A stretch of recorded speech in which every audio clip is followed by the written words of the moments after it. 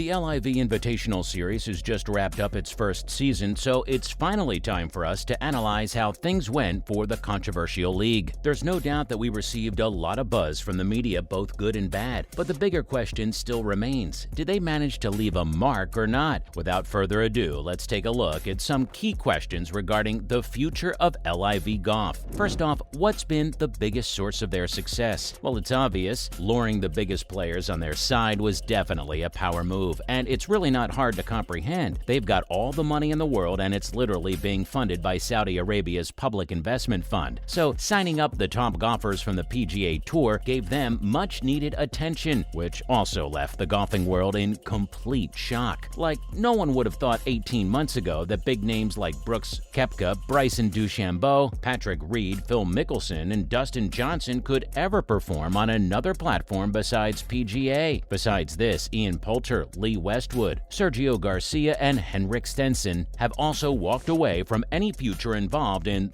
the Ryder Cup. But the mastermind of this whole ordeal turned out to be Cameron Smith. He smartly stuck with PGA until the British Open and won the tournament. This made him earn enough points to participate in the major tournaments so that he wouldn't have to face any struggles after signing a handsome contract with the LIV League. Also, PGA dug their own grave by showing an exaggerated and harsh reaction to the debut league and made it look like a victim. They did so by suspending the deflected golfers indefinitely, which turned out into a legal battle that's still going on with no signs of slowing down anytime soon. We won't deny that the balance of the talent is still heavier on Tour's side, but LIV's strength is strong enough to make them the most recognizable golfing platform in the world right now. Moving on, what was their biggest failure? When the league was announced, the LIV administration promised that they'll deliver golf but louder. Looking back at the past few months, it did live up to the expectations. Still, there were times when they landed in controversies. The stench on sports washing won't be leaving this project anytime soon, but LIV has yet to prove to the golfing world that it's competitively viable. All we know about it so far is the fact that it consists of a number of multi-millionaire players who've had their bank accounts significantly boosted. Although the general public is well aware of its existence thanks to the controversies, no one besides the die-hard golf fans can recount any major highlight of their breakaway season. The only discussion that's dominated the major media platforms is the will he, won't he debate about the possible players of the DP World or PGA Tour switching sides. Given the level of funding, maybe it was inevitable, but the league can risk fading into irrelevance if their core thing, golf, fails to gather the required attention. And there are a number of reasons for the lack of attention here. The biggest one is the fact that it's still ineligible for the OWGR points. Turns out the LIV golfers are unable to get any world ranking points, which are important to get eligible for the major golf championships. Now, couple that with the fact that these players have been indefinitely suspended by the PGA Tour, which means they can't accumulate points from either side. Greg Norman has said that they're trying to obtain accreditation, but you've got to keep in mind that the approval may take 1 or 2 years. Following that, what's their key goal for 2023? As we've mentioned, they're desperately trying to get eligible for the OWGR points. Besides this, their focus is to land a broadcasting deal. So far, their events were only streamed on their websites or social media channels. Now they're trying to get a TV deal both in the US and the UK. That'll be a little difficult given the alliance between golf's major tours and the broadcasters, but LIV needs to make it happen to become commercially viable. Some people have questioned why these contracts weren't negotiated before their launch. But it's true that they'd have to give the broadcasters an idea of what they could provide. A shotgun start, which means a brief dedicated broadcast window, only 14 events a year, and a guaranteed field should all work in their favor. The bad thing is that there's still no sign of any television channel taking the big leap, and if they fail to land one, the complete lack of exposure will hurt them in the long run. Coming up, can the tours coexist? There's little chance of any peace between the tours. Particularly, the PGA administration has been pretty staunch in its resistance to everything related to the LIV golf. As for the DP World, it didn't show any harsh response thanks to the earlier hosting of the Saudi International. Still, it's being regarded as a competitive threat by the Pontevedra and Wentworth officials. But things between the PGA and LIV circuits have only continued to get worse. Some of the LIV golfers have filed lawsuits against the opposing circuit, and the administration has fully supported them, both morally and financially. Although the LIV administration has taken a step towards peace several times, they've only received the silent treatment from the PGA Commissioner, Jay Monahan. Even the LIV CEO is tired of their gimmicks at this point, and he said in a recent interview that he's no longer interested in negotiating with them as they're doing good on their own. Way to go. Last but not least, what's going on with Greg Norman? He was the tour de force behind the launch of this new league, but his silence at the league's final event at the Trump Doral was at best strange and highly suspicious. He's been the public face of this whole disruption scheme, as well as the major critic of the world's establishment. The fact that he wasn't front and center in Miami only makes us think that he can't be trusted in front of a microphone, which is bad news. Or maybe the administration already has a succession plan. Both can apply. Now, for LIV Golf's first season may have ended in a shower of champagne and dollars, but questions over competitive value do remain. Starting off, LIV Golf's first season ends in shower dollars and champagne. The total madness of modern-day golf is well captured by Cameron Smith. He started the year by claiming the PGA's titles, including the Players' Championship and a claret jug. And he closed the year with a bang by competing in LIV Golf's inaugural events. At the final event, his team got edged out by the Four Aces. Still, you can't deny that the bank account must be overflowing with dollars. The winners were showered in champagne at the final event, which is pretty ironic. They should try doing that in Saudi Arabia, where the money for the controversial league is coming from. Although his team failed to win the tournament, the Aussie still had a top 5 finish in all of the events. As for the Four Aces, they received a total prize of $16 million,